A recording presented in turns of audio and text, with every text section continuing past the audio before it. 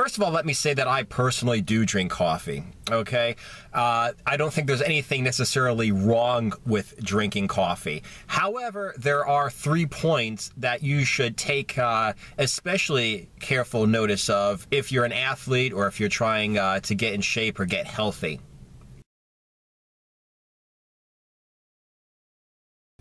All right, first of all, coffee dehydrates you.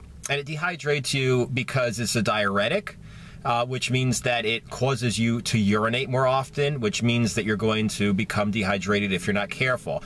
But another reason why coffee dehydrates you is because it makes you feel like you are drinking when you're really not drinking fluids. You're drinking coffee. And like I said, coffee is a diuretic. There's a huge difference between drinking a liter of coffee and drinking a liter of water, okay?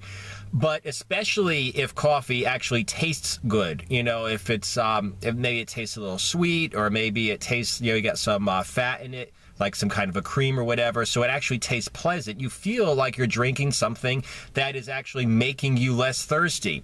But at the end of the day, you realize that you haven't drunk any water. You know, it's kind of like you could drink beer for like, you know, an entire day. You'll be urinating clear. You'll be thinking, hey, wow, I must be hydrated because I'm urinating clear. And then the next day you wake up and you're dead because, you know, you've been drinking all day, but you didn't drink any water all day. Well, the same thing can happen with coffee.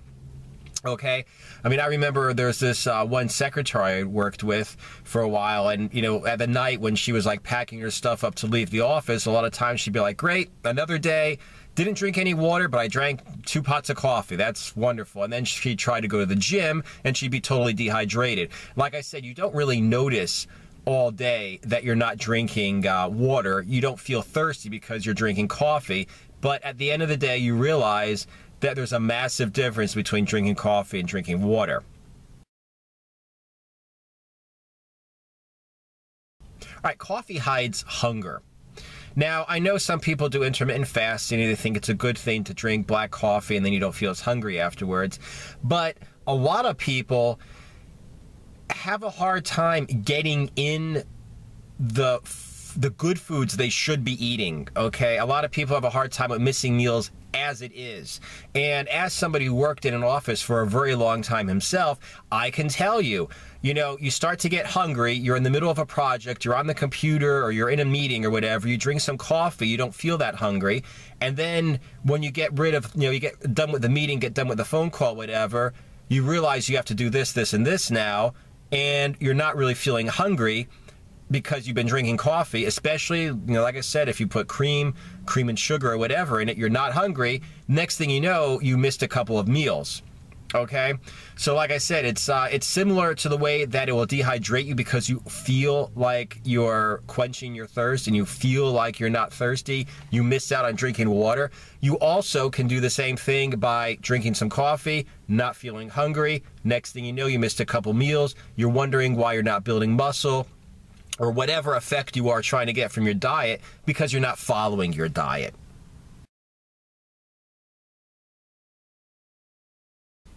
The opposite of missing out on meals is the hidden calories, okay? Recently, I will tell you, you know, I was drinking coffee when I was on the pure protein diet, okay? That's a diet where I go into ketosis, I cut out my carbs, and then I start cutting down on my fat for a while, and then I add fat back in, but I get really lean really quickly because I'm cutting fat and carbs for a while. And I was drinking a lot of coffee all of a sudden, and I was like, wow, I feel so good on this diet, I feel so good. After like a day or two, I realized, wait a minute, I'm putting like not just a splash of half and half into my coffee to like, you know, just to make it taste better or whatever. I was putting like 1/3 of a cup of half and half and like some coffee on the top, and I was wondering why I wasn't hungry. So obviously, if you're trying to cut out the fats from your diet, as well as the carbohydrates, you can't do stuff like that, okay? And, you know, so I cut that out. Another thing is, I told you the very first time that I ever intentionally cut fat, intentionally went on a diet, it was because of a martial arts tournament. I was losing weight, I was losing weight, I was losing weight, and I stopped all of a sudden, and I realized, what am I eating? I was basically, you know, I was very strict with my diet. However, I was driving to another office with a bunch of guys. We'd meet up at work, and then we'd drive to another office.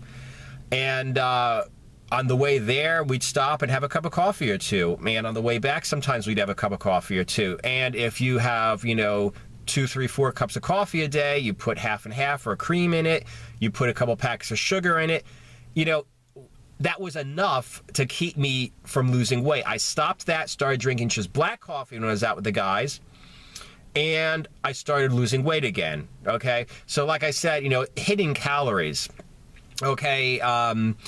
If you're on the steak and eggs diet, where you're not really counting your macros, you're not really counting your calories, it's fine to drink coffee and put a splash of half and half in.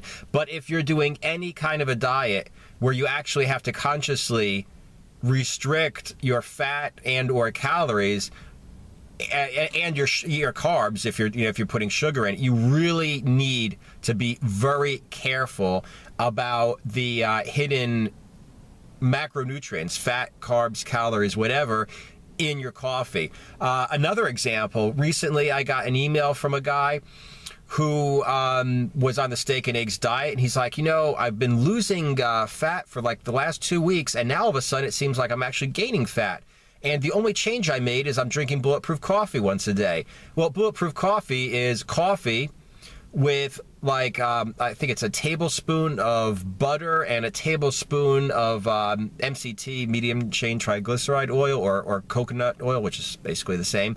Needless to say, that's like 400 or 500 calories minimum for a cup of bulletproof coffee. So that explains why this guy was losing weight for the first 2 weeks on this diet, and then he added in, you know, like a 400 or 500 calorie cup of coffee, and all of a sudden he started gaining weight. So like I said, you need to be really careful that you do not sneak in extra calories or, you know, carbs, fat, whatever it is you're trying to restrict on your diet, hidden in coffee.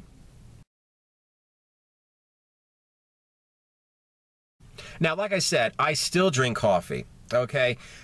All I'm saying, though, is I am very aware of the coffee I drink. I usually drink like a cup in the morning, and then I might drink a cup, you know, if I eat a meal with my girlfriend, we might have a cup of coffee together afterwards or something. But I do not drink coffee all day like I used to when I was working in an office. You know, you have to very strictly limit the amount of coffee you drink. Make sure that you are drinking plenty of water. I mean, just put it out on your desk if you have to and be like, I will drink all these bottles of water before I leave. And the same thing with your meals. Like I said, I mean, don't count on being hungry to eat a meal, okay? Because especially if you drink coffee, especially if there's cream and or sugar in your coffee, you may very well not be hungry, miss a meal. If you have to set your alarm, like, you know, to go off every 3, 4, 5 hours to make sure that you hit a meal, do that. But like I said, there's nothing itself wrong with coffee. However, it presents you with a lot of opportunities to kind of screw up your diet without really noticing if you don't pay very particular attention to the amount of coffee, the type of coffee you're drinking, and how it's affecting your consumption of water and your other meals.